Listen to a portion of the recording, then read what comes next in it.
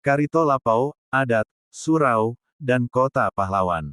Palanta Pau, Kota Pahlawan, pagi menjelang siang, Februari tahun 2026. Mentari pagi baru menembus celah dedaunan ketika Palanta Pau mulai hidup. Suara ayam dan burung bersahutan, sementara udara masih segar dan sejuk.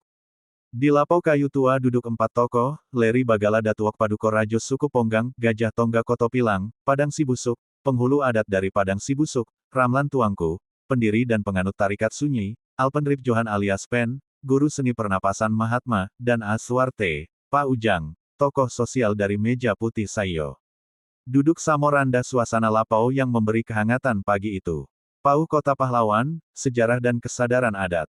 Paduko Rajo memulai. Pauko sering orang sebut Kota Pahlawan. Tapi Aponan membuat gelar itu tetap hidup sampai kini. Ramlan menanggapi dengan suara tenang. Bukan karena tugu atau prasasti, tapi karena ingatan kolektif orangnya. Sejak kolonial sampai PRRI Pemerintahan Revolusioner Republik Indonesia, nagari diuji. Tapi adat dan surau menjadi sandaran hati. Pak Pen menambahkan, napas yang teratur mengajarkan kesabaran. Kesabaran itu bagian dari adat, sabar dalam musyawarah, sabar dalam memimpin. Pau kuat bukan semata fisik, tapi karano hati orangnya. Pak Ujang menyambung, dan nagari kuat karano masyarakat peduli. Gotong royong dan perhatian terhadap sesama adalah nilai yang terus hidup dari generasi ke generasi. Padang Sibusuk, surau dan adat yang hidup. Panduko Rajo mengisahkan kampung halamannya. Di Padang Sibusuk, Pusaro Ninik Mamak masih dirawat. Balai adat masih digunakan, surau masih menjadi pusat batimbo ilmu dan musyawarah. Ramlan menimpali, adat itu pagar, surau itu isi.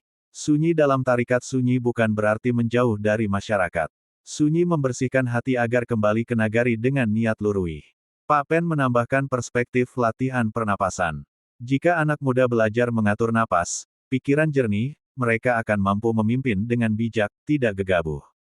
Pak Ujang menegaskan, dan jika gotong royong dan kegiatan sosial tetap dijalankan, nagari tidak akan kehilangan arah. Komitmen kembali ke surau. Menjelang siang, suasana menjadi lebih hening. Pandito Rajo berdiri dan berkata, mari kita kembali ke surau, memperbaharui niat dan komitmen. Surau adalah pusat hidup nagari, tempat adat dan sarak bertemu. Ramlan menambahkan, betul, sunyi itu bukan untuk diri sendiri. Sunyi untuk kembali menghidupkan adat, mempersiapkan diri agar bisa kembali ke masyarakat dengan hati bersih. Pak Pen dan Pak Ujang mengangguk setuju, menyiapkan diri untuk bergerak menuju surau.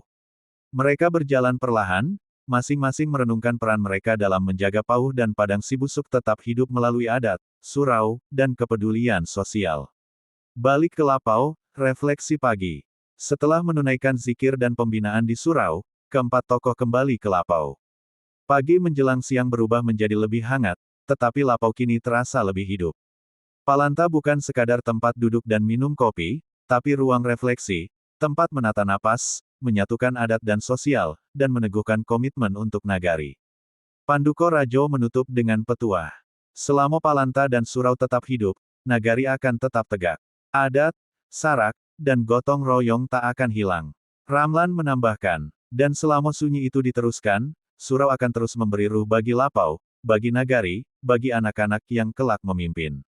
Di Februari tahun 2026 itu, Palanta Pau membuktikan bahwa Kota Pahlawan dan Padang Sibusuk tidak hanya terikat oleh sejarah, tetapi oleh roh adat, surau, seni napas, dan kepedulian sosial yang terus menyala. Tak lapuak dek hujan, tak lakang dek paneh.